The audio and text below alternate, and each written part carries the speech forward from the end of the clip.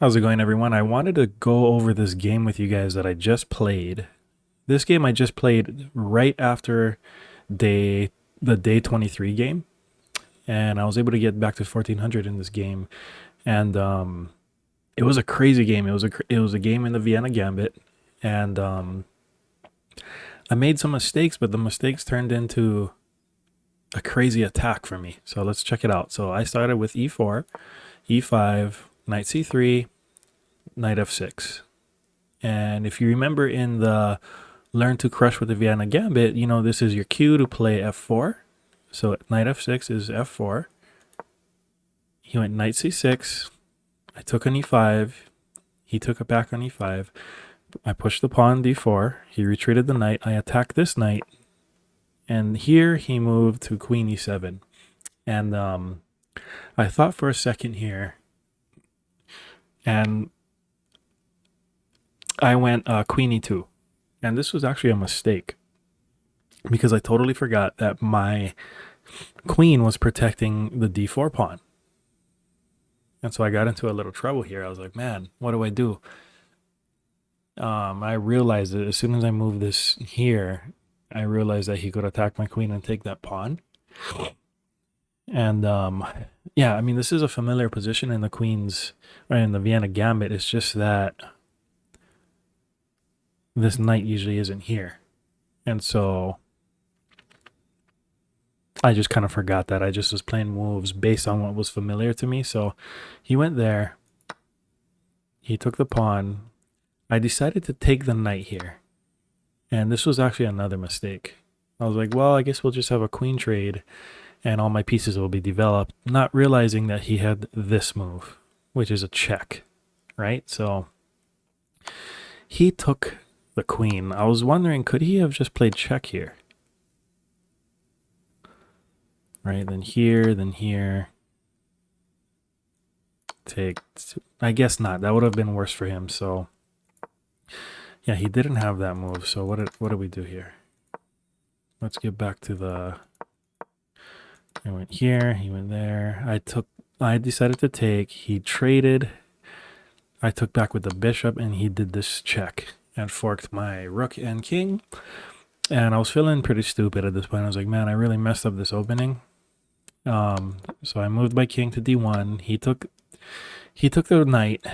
Then I just developed. I realized he can't get this knight out, right? Because he's just gonna lose that knight. So he took back there, and then I saw that I had this threat. Okay, so he defended, and then there's this free pawn. So I took that with check. He moved there, and then I saw that I had this. I was like, I'm starting to get a lot of pieces into the attack now. So I went there. He blocked. And I think I thought for a second here, well, more than a second, I was like, what can I do? So I went here, realizing I had this threat as well. So now I have 3 pieces attacking his king. Even though I'm down a rook, that knight can never get back into the game. Okay, so he went there defending that. I went here, realizing that I can attack this pawn twice. Okay, so I took with check. He went back to king e8. And at this point, I realized, man, I'm actually winning here because now I have rook e1, right? And then I have all kinds of discovered attacks with my knight. So I went rook e1. He went here. And I was like, what do I do here? The first thing I thought of was this. I'll say, okay, well, at the very least, I win a rook. And I'm going to be winning the game because he can still never get this back out. And then I thought for a second, I was like, wait a minute. This bishop is blocking these escape squares. This knight can move, and it's a discovered check on the king. I was like, if I move my knight here, and that's check, this square is guarded by the knight. This square is guarded by the bishop. He can't move forward because of the rook. And I was like, that's just checkmate. So that's what I did. And I was like, man, from a mistake turned into an excellent game. And yeah, this is a really, really good game. It's like a prime example of how powerful 2 to 3 pieces in an attack can be, even without a queen. So I just wanted to share that with you guys. I'm going to put this in the Learn. Wait, what should I do? Learn chess openings playlist, or maybe I'll make a new playlist for this, like crazy games playlist or something. But yeah, I just wanted to share that with you guys. The game review said that I played. Let's see. I played at 81.3% accuracy, and it gave me. I played like in 1850, which I don't know. I mean, it says I didn't make a blunder. It feels like I made a blunder. I definitely made mistakes, so that was a mistake. And then it says that knight f3 was a mistake. I should have just went here immediately.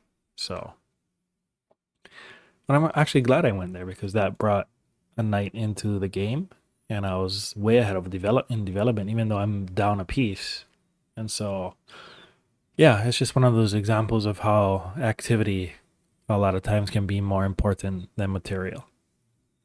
So I think that's an instructive game. And yeah, I just wanted to share that with you guys. I hope you guys enjoyed that.